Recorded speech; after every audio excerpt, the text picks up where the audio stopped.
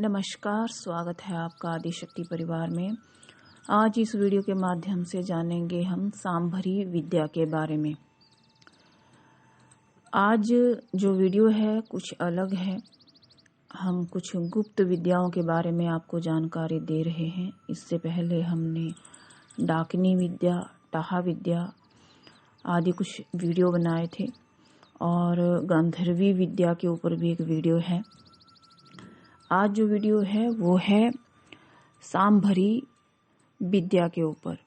सांभरी विद्या जो है अति गोपनीय विद्या है। इसके जानकार अब नहीं हैं।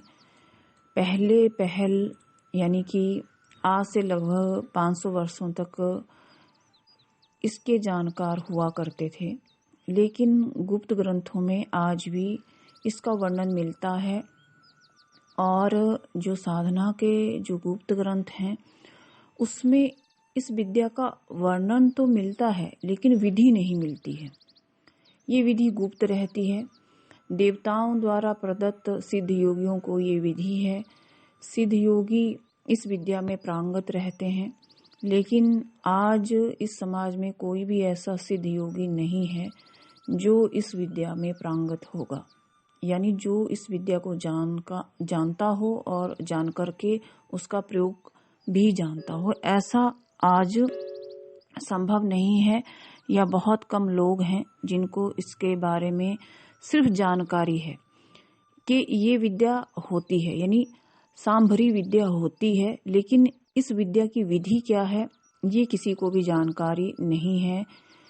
मैंने कुछ ग्रंथों का अध्ययन किया था। उस ग्रंथों में इस विद्या के बारे में बताया गया था।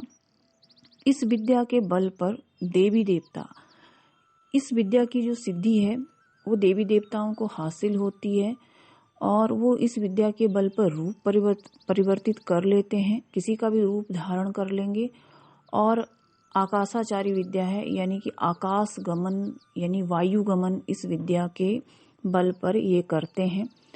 कुछ वर्णन इसका शिव भागवत पुराण में भी आता है।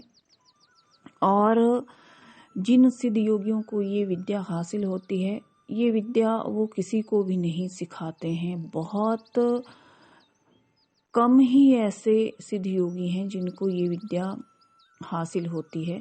इस विद्या का एक मुख्य पहचान ये भी है कि प्राचीन समय में यानी प्राचीन काल में जो राक्षस, देव, गंधर्व इस विद्या का उपयोग किया करते थे। जो राक्षस थे वो इस विद्या के बल पर अपना रूप परिवर्तित कर सकते थे और इसी विद्या के बल पर वो आकाशाचारी होते थे, यानी कि वायु गमन वो करते थे और वो आकाश मार्ग से कहीं भी आ जा सकते थे, अपना रूप परिवर्तन कर सकते थे।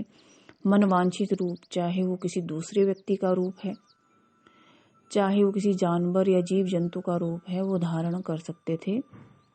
आप शिव भागवत पुराण का जब अध्ययन करेंगे तब आपको उसकी जानकारी मिल जाएगी। लेकिन इस विद्या के बारे में सिर्फ इतनी ही जानकारी वहाँ पर है कि ये विद्या होती है और किस दुष्ट राक्षस ने इसका उपयोग किया था, ये उसमें वर्णन है, लेकिन इसकी विधि का वर्णन नहीं है। मैंने थोड़ा और गुप्त ग्रंथों में भी इसका अध्ययन किया और पाया कि इस विद्या के बारे में चर्चा तो उन ग्रंथों में की गई है, लेकिन विधि का वर्णन कहीं भी नहीं है। तो ये वीडियो सिर्फ आप लोगों की नॉलेज के लिए है कि एक ऐसी विद्या होती है जो सिद्ध सज्जनों, योगियों के पास होती है, देवताओं के पास होती है, राक्षसों के पास होती है, दैत्यों के पास होती है, अन्य किसी के पास ये नहीं होती है, या आज के समाज में ये विद्या जो है उपलब्ध नहीं है। इस विद्या की अधिक जानकारी के लिए कृपया आप कॉल ना करें। ये वीडियो सिर्फ नॉलेज के लिए है और इस विद्या की विधि गोपनीय है, जो कि ग्रंथों में भी नहीं बताई गई है। सिर्फ ये देवताओं द्वारा प्रदत्त है विधि, और जो उपासना करेंगे देवी देवताओं की और इस विद्या की मांग करेंगे उन्हीं को ही ये विद्या देवी देवता प्रदान करते हैं, वो भी योग्यता के आधार पे। अगर आपको यह वीडियो अच्छा लगा हो तो लाइक और शेयर करें। धन्यवाद।